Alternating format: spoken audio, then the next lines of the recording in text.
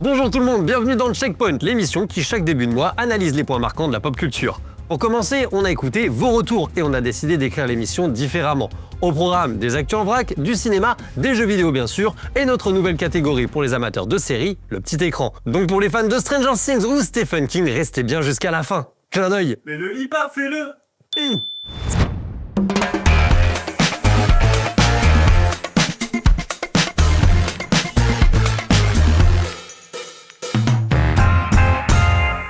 C'est déjà notre 4e émission et franchement on est très content du démarrage. Ça fait super plaisir de voir que vous êtes de plus en plus nombreux à nous suivre et surtout qu'il y en a qui commencent à être là à chaque rendez-vous. On vous voit. Petit rappel rapide, et c'est vraiment ce qui nous aide le plus sur YouTube, si vous voulez soutenir l'émission, pensez à liker, commenter et partager. C'est bête, c'est simple, c'est gratuit, mais c'est exactement ce qui nous permet d'exister parce qu'on s'autoproduit. Allez, on enchaîne avec notre nouvelle catégorie exclusive à l'intégrale, l'actu en vrac.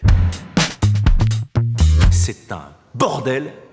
On commence les actus en vrac avec la ROG X-Real Air One. La quoi? Présentées au CES 2026 par Asus, les ROG X-Real Air One sont des lunettes de réalité augmentée orientées gaming. L'idée est simple, remplacer un écran par un écran virtuel directement devant vos yeux. Asus annonce l'équivalent d'un écran de 171 pouces, ça fait quand même 4,34 m de diagonale.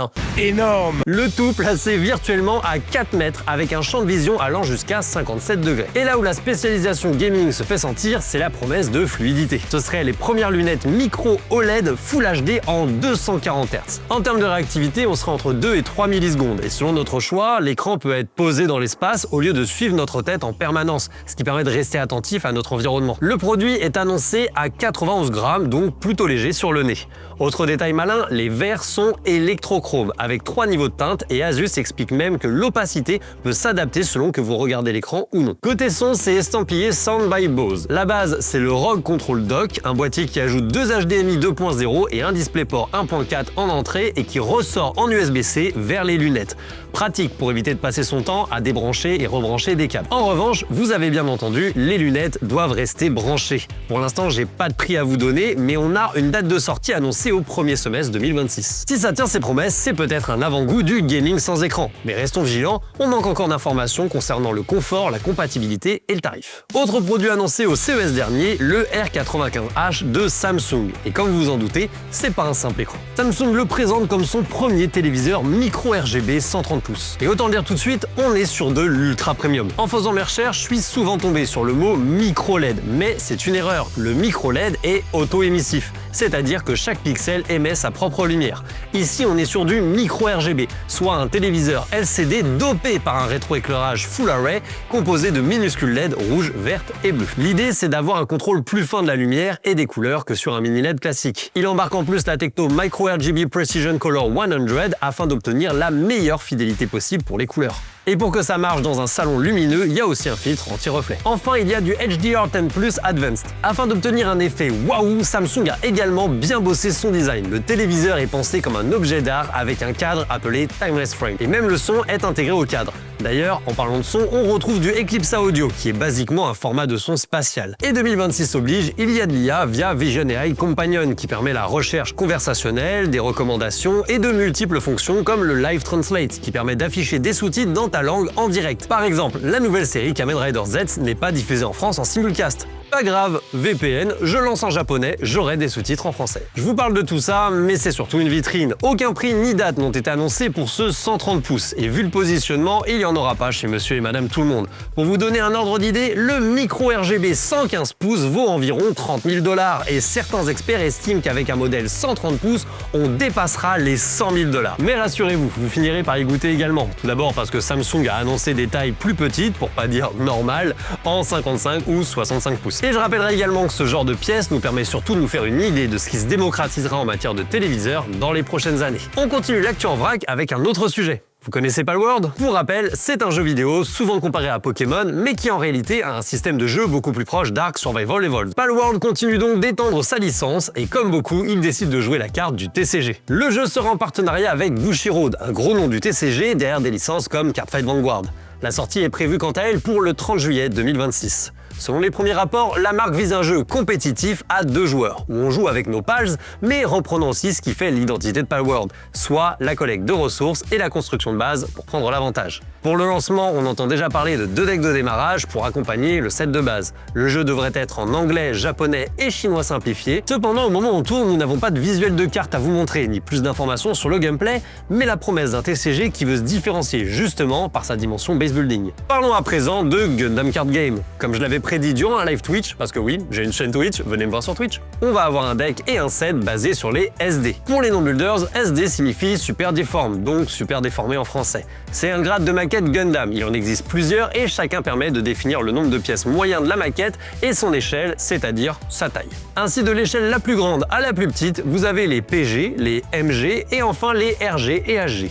Il y a aussi d'autres grades plus ou moins spécifiques, mais c'est pas le sujet du jour. Là où les SD se différencient, c'est qu'en plus ils proposent une modification des proportions du mecha, lui donnant un aspect chibi. Et c'est cette apparence que l'on retrouve dans de nombreux jeux vidéo de la licence Gundam, notamment les Tactical RPG, SD Gundam G-Generation, dont le dernier opus est une version gacha mobile nommée SD Gundam G-Generation Eternal. Et c'est bien de cet opus que le set nommé Eternal Nexus va s'inspirer. Il porte le code EB01 puisque c'est un set spécial en supplément des sets classiques comme GD01, GD02, etc. C'est le même principe que les sets X pour Digimon ou PRB pour One Piece. Personnellement, je préfère les mechas avec des proportions classiques, mais je comprends que Bandai y voit une opportunité commerciale, tant le gacha a bien fonctionné et le fait que beaucoup de gens ont découvert Gundam via les jeux vidéo mettant en scène les SD. Comme je le disais au début, à cela va venir s'ajouter un nouveau starter, le ST10 nommé Generation Pulse. Et vous, allez-vous craquer pour les SD? On termine cette partie TCG avec un énorme scandale chez le leader de la gradation. En effet, PSA, et je parle bien de la société de grading, du coup pas de Peugeot Citroën,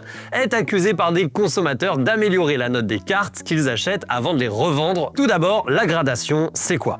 Vous avez une carte, que ce soit Yu-Gi-Oh, Pokémon, Magic ou autre, qui a une certaine valeur. Cette valeur change en fonction de l'état de la carte. Et avec l'essor de la vente de cartes à l'unité par internet, il fallait un moyen de certifier l'état d'une carte. C'est là que sont arrivées des sociétés de gradation comme PSA. Vous leur envoyez votre carte, ils l'analysent, notent de 1 à 10 de nombreux critères, puis font une moyenne permettant à votre carte d'avoir une note globale, allant elle aussi de 1 à 10, puis elle vous est restituée. Bien sûr, le processus de gradation est payant, peu importe la note finale qui vous a été attribuée. Avec le temps, les gradations de certaines sociétés se sont vues être plus reconnues que d'autres, et obtenir une bonne note chez l'une d'entre elles pouvait grandement augmenter le prix de vente de votre carte. Et c'est comme ça que PSA a obtenu sa renommée. Problème, les sociétés qui autrefois se contentaient de grader les cartes se sont mis à proposer de l'achat-revente, et je pense que vous commencez à comprendre où est le souci. Imaginons que vous vouliez faire grader votre Dracofeu. PSA lui donne la note de 9, mais vous propose également de vous la racheter pour une somme X. Vous acceptez, car même si vous touchez moins par ce procédé, cela vous permet de vendre votre carte plus vite. Mais voilà, quelques temps plus tard, vous voyez votre carte vendue par PSA, mais cette fois avec une note de 10. Si les faits sont avérés, on se retrouve avec deux possibilités. Soit PSA sous-note votre carte dans l'espoir de vous la racheter à un prix inférieur que sa valeur réelle afin d'augmenter sa marge, soit PSA surnote les cartes qu'ils vendent, toujours dans le but d'augmenter sa marge. Dans cette histoire, le perdant est soit le vendeur originel, soit l'acquéreur final. Mais dans tous les cas, cette pratique peut ruiner à jamais l'image de la marque PSA. Mais encore faut-il que toutes ces informations soient vérifiées. Mais ce qui est sûr, c'est que ça fait beaucoup de bruit dans le monde du TCG et que même si ce n'est pas vrai, ça nuit déjà à la confiance qu'ont les consommateurs vis-à-vis de PSA. Et ça se couple mal avec le projet qu'a PSA de racheter BGS, une autre société de gradation qui lui donnerait un pseudo-monopole. Madame, je n'écrirai rien sur ce film, c'est une merde. De l'amour, une grosse bouse et une excellente surprise, on passe maintenant à la partie cinéma. On commence cette partie ciné avec le retour du mythe de La Momie avec, deux momies, réalisées par l'Ichronine. Ça a l'air plutôt cool, j'ai pas tant d'éléments qui me font dire oui ou non pour le moment, mais je suis très curieux de voir ça. Après, ça réveille en moi des souvenirs douloureux, ça me rappelle qu'on n'a jamais eu notre Dark Cinematic Universe. Principalement à cause du fait que le film La Momie, justement, qui devait lancer cet univers, a fait chou blanc, nous empêchant d'avoir un Dracula Untold 2, même si des rumeurs ravivent parfois l'espoir de le voir continuer seul l'aventure, ou encore un Jekyll and Hyde avec Russell Crowe. Putain, j'aurais vraiment voulu voir ça. En parlant de choses que j'ai hâte de voir, on a une date de sortie pour Godzilla Minus Zero, et ce sera le 3 novembre 2026. C'est LE film que j'attends le plus cette année, et si vous n'avez pas encore vu Minus One, voyez-le, pour pouvoir vivre Minus Zero au cinéma. Car si on nous offre à nouveau l'exceptionnelle prestation 4DX de Minus One, je vous jure que vous allez vivre un grand moment de cinéma. En parlant de cinéma, ça fait du bien de voir que certains films n'ont pas nécessairement besoin de nous en mettre plein la vue pour être impactants et que parfois, un peu de douceur suffit à nous faire du bien. L'âme idéale. Je crois que c'est la première fois que je parle d'une romance dans l'émission. Baiser avec un fantôme, c'est de la nécrophilie. Elsa est une femme qui a abandonné l'amour. Elle n'en veut plus jusqu'au jour où elle fait la rencontre d'Oscar. Problème ? Oscar est mort. c'est un accident grave. Moi, ce qui m'intéresse, c'est de comprendre l'enchaînement des faits. Pourquoi vous dites grave? Il y a quand même eu un mort. En effet, c'est un fantôme, et c'est d'ailleurs la particularité d'Elsa. Elle voit les morts et peut les aider à aller dans l'au-delà, un don qu'elle a hérité de sa mère. Je vois des gens qui sont morts. Alors, je vous rassure tout de suite, je vous ai pas niqué le twist du film, on sait tout ça dès le début, c'est pas ça le propos du film. En revanche, vous parler du propos du film, ça serait dommageable, parce que si le postulat de départ c'est « je vois les morts et toi t'es mort », c'est un fait établi, qu'est-ce que le film a à nous raconter? Eh bien, une belle histoire d'amour, c'est un film d'une très grande douceur qui, je pense, peut vous aider à aller mieux si vous avez perdu quelqu'un. Le casting est très bien, Magali Lépine-Blondeau que j'ai découvert avec ce film est vraiment crédible. Jonathan Cohen sort de ce truc de c'est Joko dans cette situation, c'est Joko qui fait ça. Là, j'ai senti qu'il s'abandonnait plus au rôle. Il sort de ses propres codes et ça fait du bien, même si dans les moments d'humour, on retrouve directement sa patte. Vous avez ce qu'il faut? De quoi faire des strips? J'ai des vêtements que je peux enlever si c'est vraiment nécessaire. Oh, j'adore. Et puis Anne Benoît qui est parfaite dans son rôle. Elle dégage une sympathie extraordinaire. Prenez le temps de voir l'âme idéale si vous en avez l'occasion. Même sans aimer les histoires d'amour, ça touche un peu à tout. Et tout le monde peut y trouver son compte. Par contre, là, j'ai pas trouvé le mien. J'ai vu Anaconda. Cette grosse merde. Attends, quoi? Le premier Anaconda est sorti en 97 et c'était déjà un nanar, même pour son époque. Oh merde là. Debout. Lève-toi. Et ce, malgré un casting de son époque, mais ok. Jon Voight, Jennifer Lopez, Ice Cube, Owen Wilson, Eric Stoltz ou encore Danny Trejo. Et à partir de là, on nous pond un reboot dans lequel le film Anaconda est un film dont ils vont faire un reboot. Bon, c'est décalé, il y a Jack Black et Paul Rudd, vas-y, pourquoi pas? Ah bah non, vas-y pas en fait. Je suis pas sûre qu'il aurait adoré. À un moment, j'y ai presque cru avec leur vanne sur le serpent, c'est une métaphore. Il faut faire des plans du point de vue du serpent. Et je me dis, ouais, ok, le premier film avait beaucoup utilisé cette technique, c'est une ref. Il faut qu'on fasse un plan avec un vrai anaconda pour qu'il y ait une vraie présence à l'image. Et moi, je me dis, ouais, ok, le premier film avait utilisé des CGI, mais aussi un animatronique, justement pour instaurer une vraie présence. Le personnage de Paul Rudd, qui pendant qu'il joue un personnage dans le film, qui se passe dans le film. Je vous ai dit, c'est un film sur un groupe qui fait un film qui est un reboot du film Anaconda de 97. Faut suivre. Et donc son personnage, pendant qu'il interprète un personnage, prend un accent sans raison, ce qui est une référence au personnage de Jon Voight, qui dans le film de 97 a un accent sans raison également. Bref, plein d'éléments où je me suis dit « Ah, je vois ce que tu essayes de faire !» Mais en fait non. Y a rien, le film ne fait rien de tout ça, il chie sur ses personnages, il y a des caméos qui ne servent à rien, mais vraiment à rien. L'Anaconda est presque inexistant et quand il est là, il y a zéro tension. Les morts ne sont même pas spectaculaires. À un moment, tu m'amènes des pilleurs d'or, je commence à me dire ok, en fait c'est ça le vrai propos du film et le serpent c'est peut-être le gardien de la forêt et pas du tout, toujours pas. Les pierres d'or ils s'effacent comme ils sont apparus, le serpent il est random comme ce film. Juste avant, je disais, le film chie sur ses personnages, mais en fait, il pisse dessus. Je veux dire, littéralement. Jack Black se fait mordre par une araignée. Il y a quelqu'un qui dit « Faut pisser dessus !» Alors, sachez-le, ça ne sert à rien, même pour les méduses. La chaleur du kill peut faire croire, mais ça risque surtout d'aggraver la situation. Bref, on lui pisse dessus, c'est pas drôle, mais surtout, c'est long. C'est beaucoup trop long.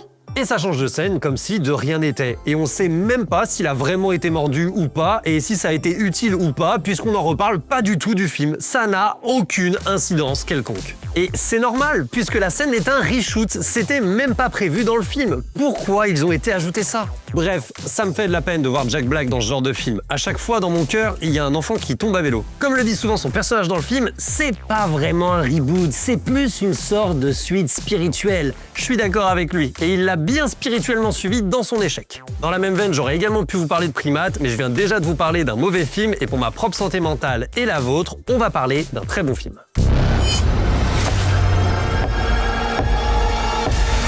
28 ans plus tard, le Temple des Morts. Je suis pas un grand fan de la saga 28 plus tard, peut-être que je l'ai découverte trop tard, mais elle m'a pas spécialement impacté. Mais curieux, j'étais allé voir le premier 28 ans plus tard, et j'étais ressorti vraiment très neutre de ce film. J'avais pas aimé, mais j'avais pas détesté, je savais juste pas quoi en penser. Et surtout, j'avais pas compris qu'il y aurait une partie 2. Bref, j'ai donc été voir 28 ans plus tard, le Temple des Morts, et j'ai adoré. Ça a l'air fou par rapport à ce que je disais avant, mais j'en suis le premier étonné. 28 ans plus tard, le Temple des Morts, c'est vraiment super bien. Ça ose en permanence permanence, ça teste des trucs improbables par moment, mais ça fonctionne. Tout le monde ne sera pas d'accord avec ça, je pense. C'est un film qui va être clivant, notamment dans sa vision du zombie, mais j'ai trouvé ça super. Les Jimmy, ils sont glauques, mais ils sont super à suivre, parce que d'habitude, on suit les bons, les justes. Là, on suit un chef de secte satanique à la recherche d'un père spirituel. Il y a Spike, le protagoniste du premier film, qu'on retrouve en personnage plus secondaire, et surtout le docteur Ian Kelson, interprété par Ralph Fiennes, qui a beaucoup plus de temps d'écran et qui est merveilleux. Il devient aussi important que Jimmy Crystal, le chef de la secte, et on va les suivre tous les deux. Ils vont former un duo qui s'oppose tout en se complétant sur certains aspects, et ça marche vraiment bien. On a Samson, qui est un zombie, un alpha pour être précis. Et putain, ils ont réussi à développer un personnage comme ça. Et la scène du train, ça m'a vraiment donné envie de sauter de mon siège. Je peux difficilement en parler plus sans spoiler, mais retenez surtout que le film est truffé de très bonnes idées, toutes plus surprenantes les unes que les autres, et ce, jusque dans les dernières minutes du film. Et bordel de merde, il y a un passage qui se fait sur The Number of the Beast d'Iron Maiden, c'est beau, c'est vraiment un grand moment de cinéma. Des chaînes, des ordures, des instruments de torture. Enfin des nouvelles du MMO de Riot dans l'univers de League of Legends, des promesses techniques pour le futur et un Minecraft-like qui pourrait être à la hauteur de son père. C'est parti pour les jeux vidéo. Depuis le lancement de Checkpoint, il a été difficile de faire une émission sans parler de Clair Obscur Expédition 33. Je pensais qu'on en avait fini pour un moment, mais je vais pas me priver d'une occasion de faire manger leur somme à ceux qui ragent sur son succès. Que ce soit bien clair, vous avez le droit de ne pas aimer Clair Obscur, que ce soit en termes de gameplay, de direction artistique, de genre, vous n'êtes peut-être pas le public visé. En revanche, on ne peut pas nier que c'est un grand jeu. Malheureusement, certains sont trop aigris pour l'accepter. On a donc vu passer de nombreuses fabulations pour essayer de traîner le jeu dans la boue. La dernière en date, c'est que Clair Obscur Expédition 33 a perdu le titre de Game of the Year car le studio l'a fait avec de l'IA. Un gros titre qui a été repris par de nombreux médias de merde pour faire du clickbait. Premier mensonge, le jeu n'a pas perdu son GOTY. Enfin, si, mais pas celui des Game Awards, celui des Indie Game Awards. Je vous répète souvent que les récompenses, on s'en bat les couilles, et que ça ne doit avoir aucun impact dans votre jugement ou analyse d'un jeu. Mais pour vous donner une idée de l'intérêt que la communauté porte aux différentes cérémonies de récompenses, le live des Game Awards 2025, c'est plus de 17 millions de vues au moment où on tourne. Celui des Indie Game Awards, c'est 10 000 vues. Et dans le monde du jeu vidéo, quand quelqu'un dit le GOTY, il parle clairement de celui des Game Awards. Maintenant, parlons du plus important. Le jeu a été fait avec de l'IA. Encore une fois, oui et non, surtout non. Autre chose que je dis souvent, c'est que l'IA en tant qu'outil, c'est oui, en tant que remplaçant d'un être humain, c'est non. Et c'est exactement ce qu'a fait Sandfall Interactive pour leur jeu. Durant sa création, ils sont arrivés à un stade où ils avaient besoin d'un aperçu de ce que pourrait rendre une idée. Ils ont donc utilisé l'IA pour générer une texture temporaire à un endroit bien précis. C'est comme faire un brouillon pour être sûr de soi avant de passer à la version définitive et ainsi ne pas perdre de temps en faisant quelque chose qui au final ne nous aura pas servi. Malheureusement, le jeu étant fait par des humains et non pas par des machines, ils ont fait une erreur. Ils ont oublié de la remplacer par la texture définitive qui pourtant était prête. Une erreur corrigée par une mise à jour avant même la polémique. Mais ça, la plupart des médias de merde se sont bien gardés de vous en parler. Moi en revanche, j'adore vous parler de plein de trucs, et j'ai des nouvelles concernant le MMO de Riot. Après des années dans le flou, ça bouge enfin du côté du MMO de Riot dans l'univers de League of Legends. En effet, le 15 janvier dernier, Raymond Bartos, ancien lead game producer de World of Warcraft, a annoncé rejoindre le studio Riot Games. Pas de doute, il est là pour bosser sur le MMO. Il a même dit vouloir offrir une expérience MMO que les joueurs apprécient vraiment. Il retrouve donc Orlando Salvatore, qui avait lui aussi quitté Blizzard au profit de Riot. Raymond Bartos explique qu'ils ont longtemps été partenaires et qu'au vu de leur expérience sur World of Warcraft, il a le sentiment qu'ils iront vite dès le premier jour. L'attente sera encore longue, je le crains, mais le projet est toujours sur les rails et semble progresser. Et en attendant, vous pourrez compter sur moi pour vous tenir au courant. On enchaîne avec une de mes grosses déceptions de ce début d'année, le 35e anniversaire de Sonic. Comprenez-moi, Sonic the Hedgehog 2 sur Mega Drive est mon premier jeu vidéo. Alors pour les 35 ans de la licence, je m'attendais au moins à une annonce, même si le jeu ne sort pas cette année, un petit teasing quoi. Mais rien que de chi, nada. Alors on a eu le droit à une chouette rétrospective, les premiers jeux, les jeux récents, les animés, les films, mais il est où le nouveau Sonic Riders? C'est bien de mettre les Extreme Gears dans Sonic Racing Cross Worlds, mais nous ce qu'on veut c'est l'histoire et le gameplay des Riders. Il est où mon RPG Sonic? Vous avez pas d'idée? Moi j'en ai, on s'appelle, on se fait une bouffe. Hein Sega? Où est Sonic Adventure 3, Sonic Heroes 2, Shadow the Hedgehog 2? Donc c'est bien le contenu digital, les partenariats, les expos, les concerts, vraiment c'est cool, mais oubliez pas les jeux, s'il vous plaît. On passe à la suite. Peut-être connaissez-vous le jeu de rôle Pathfinder. Il existe également une version Science Fantasy du nom de Starfinder. Et c'est ce qui nous intéresse aujourd'hui. Puisqu'a été annoncé le jeu vidéo Starfinder Afterlight, un RPG tactique prévu pour cette année. Nous avons très peu d'images pour le moment, mais il semblerait que le succès de Baldur's Gate 3, qui adapte l'univers d'un autre jeu de rôle très connu, à savoir Donjons et Dragons, puisse être à l'origine de cette nouvelle création. Affaire à suivre.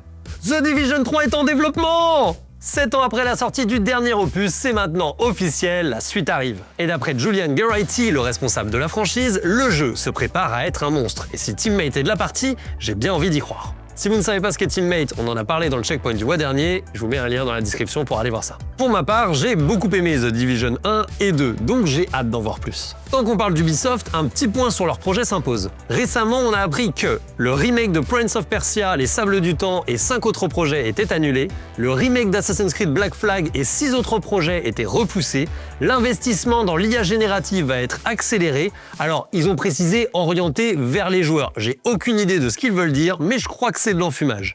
Ils vont axer leur stratégie sur les jeux d'aventure en monde ouvert et les jeux services, et tous les employés doivent revenir travailler à temps plein dans les bureaux. De plus, plusieurs fermetures de studios vont avoir lieu. Si on met de côté Teammate et ce que je viens de dire sur The Division 3, je pense qu'ils ont réussi à faire tous les pires moves possibles en un temps record. Les deux derniers points, il vaut mieux avoir un point de vue interne pour juger leur pertinence. Mais pour le reste, la déception continue. On va essayer de surmonter le moral. Un DLC pour The Witcher 3 pourrait faire son apparition en mai 2026. C'est en tout cas ce que semblent avancer plusieurs sources, ma foi, assez fiables. Il s'agirait d'un DLC payant apportant un vrai contenu. Pour ma part, je verrais bien l'ajout d'un morceau d'histoire permettant de faire le pont avec le futur The Witcher 4, qui je le rappelle ne sortira pas avant 2027. Avis personnel encore une fois, mais je vois bien CD Projekt viser une sortie sur la nouvelle génération de consoles. En espérant que cette fois il délaisse la génération précédente, car c'est ce qui avait mis des bâtons dans les roues pour Cyberpunk 2077.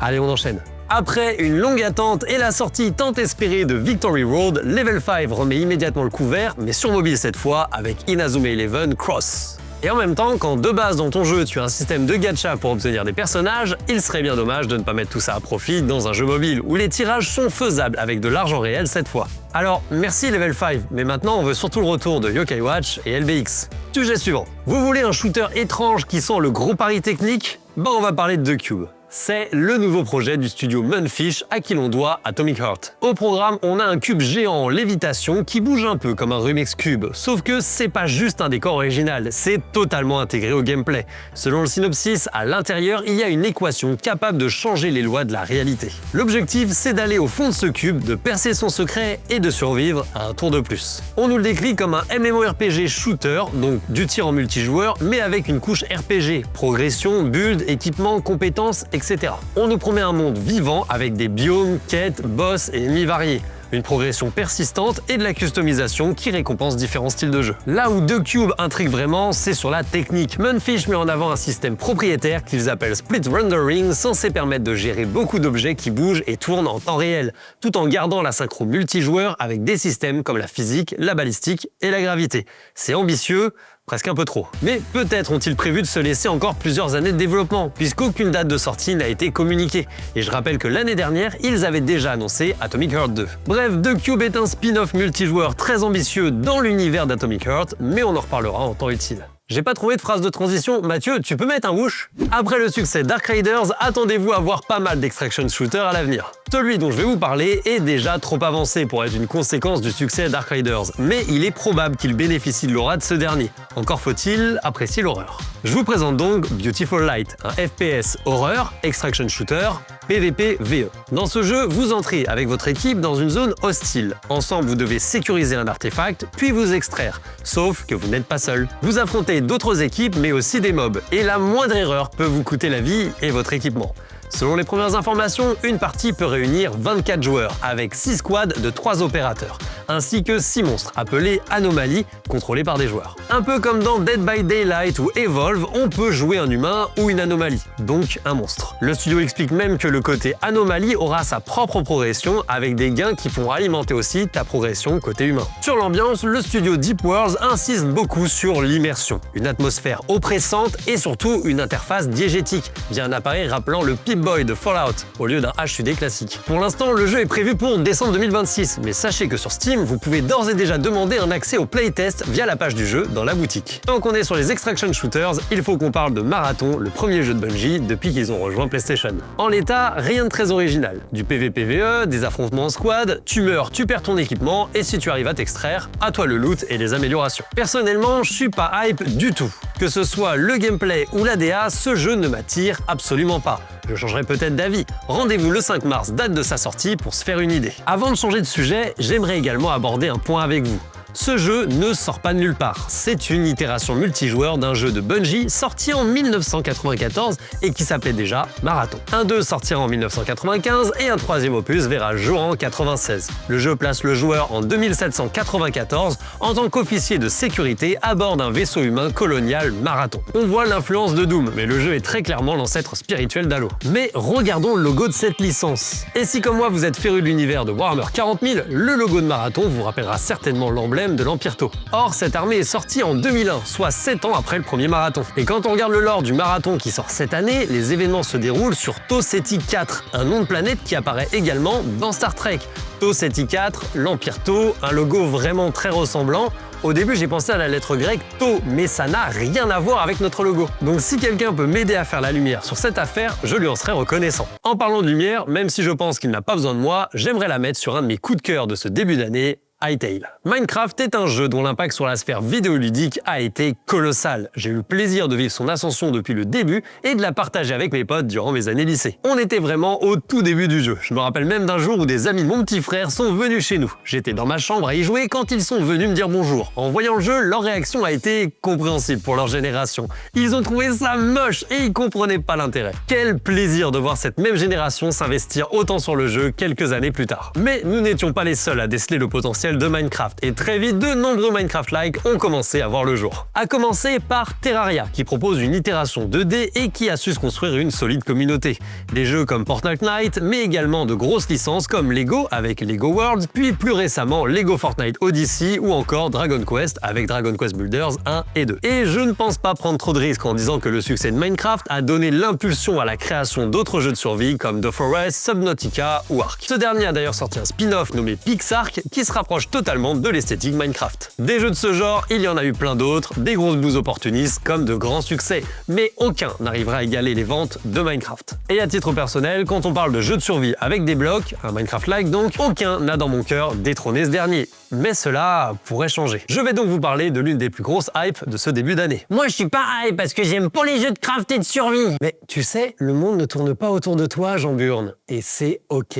Moi non plus, je n'attendais pas Hytale avec impatience, mais quand j'ai vu l'effervescence autour de sa sortie en Early Access, l'histoire derrière sa création et surtout une fois que j'ai commencé à y jouer, j'ai compris pourquoi il méritait sa hype. À la base, il y a deux créateurs qui bricolent des maps sur Minecraft, puis qui lancent leur propre serveur pour faire découvrir leur création. Ce serveur s'appelle Hypixel. Et il va grossir au point de fédérer une énorme communauté. Il obtiendra même plusieurs Guinness World Records. Et c'est de là qu'est né Hypixel Studios. L'idée, c'est de transformer cette expérience serveur, création de contenu et mini-jeux en une vraie entité à part entière. En 2018, Hytale est annoncé et Hypixel Studios se lance avec Riot comme investisseur. Le 16 avril 2020, Riot acquiert Hypixel Studios, mais ses fondateurs expliquent que ça ne concerne pas le serveur Minecraft Hypixel qui continue séparément. Après plusieurs années d'état des lieux et de report, le 23 juin 2025, tout s'arrête. Hypixel Studios annonce arrêter le développement d'Hytale et clôture progressivement ses activités. Mais le 17 novembre 2025, coup de théâtre, les fondateurs annoncent avoir racheté Hytale à Riot et revenir en indépendant. Shut up and take my money. Et depuis le 13 janvier 2026, on peut jouer à Hytale en accès anticipé. Mais Hytale, c'est quoi concrètement? Bon, vous l'aurez compris, c'est un Minecraft-like. On explore un monde procédural dans lequel on doit survivre grâce à du farm, de la fabrication d'objets et en réalisant des constructions bloc par bloc. Sauf qu'à cela, on va ajouter une vraie dimension RPG. Des armes différentes, des compétences et de la magie pour approfondir le gameplay et varier les mécaniques de jeu. On a de véritables donjons, des combats de boss et des ennemis avec de nombreuses déclinaisons. Certains éléments diffèrent par rapport à son modèle, comme l'absence d'une jauge de faim ou la nécessité de connaître l'agencement des matières premières pour créer un objet. Ici, tout est visible et si vous avez les éléments de la recette en votre possession, il vous suffit d'un clic pour créer votre objet. En revanche, vous devrez améliorer vos différentes tables de craft pour accéder à toutes les créations. Pour l'instant, seul le mode exploration, qui est l'équivalent du mode survie de Minecraft, et le mode création sont disponibles. Mais un mode aventure arrive, il comprendra une histoire, des quêtes et un système de progression plus structuré, ainsi qu'un mode mini-jeu qui, je pense, porte plutôt bien son nom. Hytale est surtout construit autour de la création. Les outils pour créer du contenu sont beaucoup plus avancés que sur Minecraft, mais on peut également créer des modes et des mini-jeux directement in-game. Il y a même un outil de caméra dédié à la création de films. Le but est de faire vivre des serveurs communautaires proposant de nombreuses expériences de jeu. Et quand on connaît la genèse de ce projet, ça fait totalement sens. Le jeu n'est qu'en accès anticipé, mais il est déjà très prometteur. Je prends énormément de plaisir à l'explorer. Je retrouve les sensations de mes toutes premières parties de Minecraft avec de nombreuses améliorations qui rendent le tout beaucoup plus agréable. J'ai vraiment hâte de voir comment il va évoluer. Et si vous êtes adepte de serveurs proposant des gameplays alternatifs comme Pixelmon, je vous invite fortement à vous intéresser à Hytale car c'est certainement sur ce jeu que les meilleurs serveurs modés verront le jour à l'avenir. Même s'il est probable que si les serveurs modés vous intéressent, vous connaissez déjà Hypixel et donc Hytale. Oui, mais c'est qu'en anglais, et les jeux anglais, c'est nul. Oh, excuse-moi Jean Burne, j'avais oublié que tu étais là. Comme je l'ai dit, c'est un jeu qui va fortement attirer les modeurs et à peine 3 jours après sa sortie en Early Access, un patch FR a été fait. Il fonctionne très bien et il suffit de copier-coller un fichier.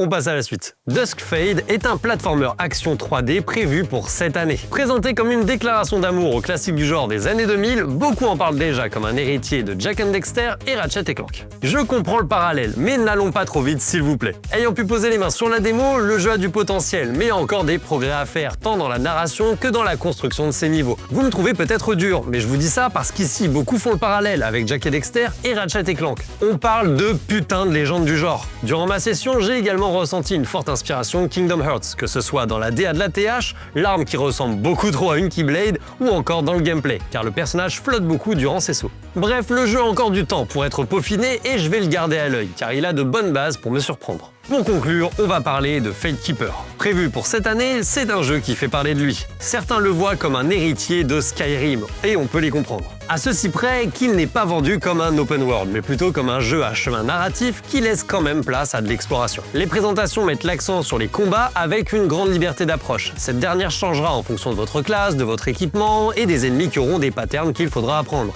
La magie semble très fun à utiliser et on sent le poids des armes durant les combats au corps à corps. Et pour finir, s'il y a des fans de Ratatouille parmi vous, le film de Pixar, pas le plat, sachez que votre aventure sera ponctuée d'échanges avec un rat qui parle. C'est Rémi! On a encore peu d'informations, mais j'ai bien envie de le tester.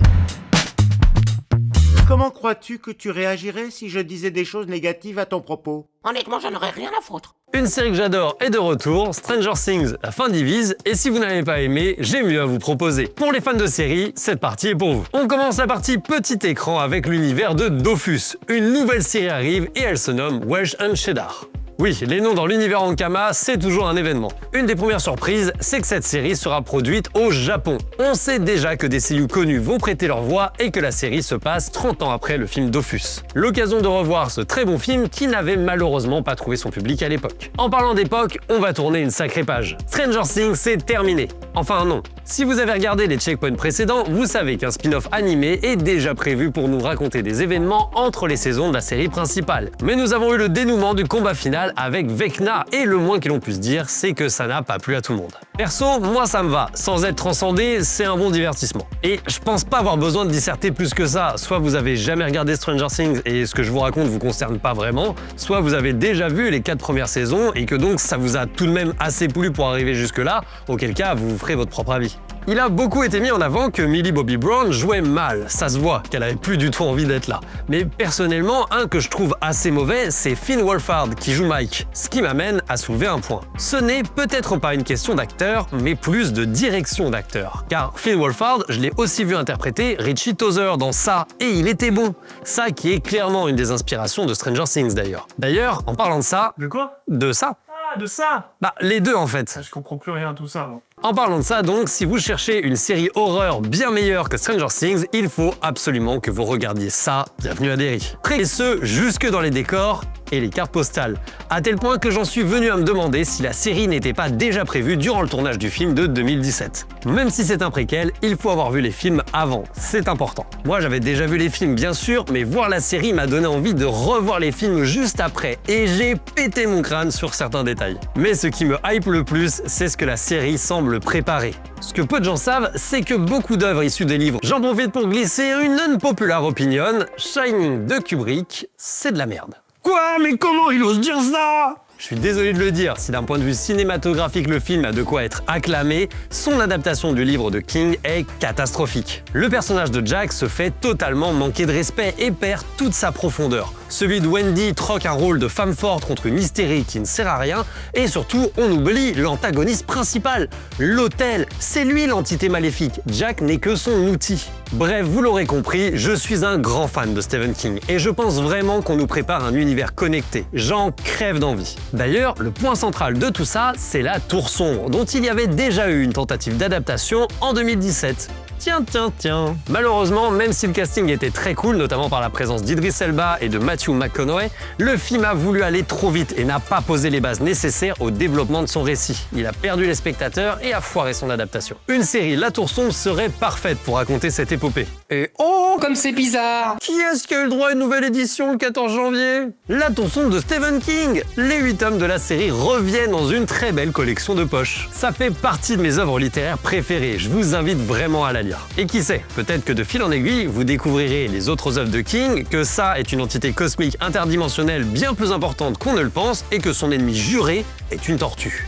Des infos qui permettront à votre tour de déceler ces subtils éléments pourtant bien présents dans les films et la série. Bon, on ira lire ça. Ouais, je fais le mec mystérieux, mais j'essaye de vous hyper un peu.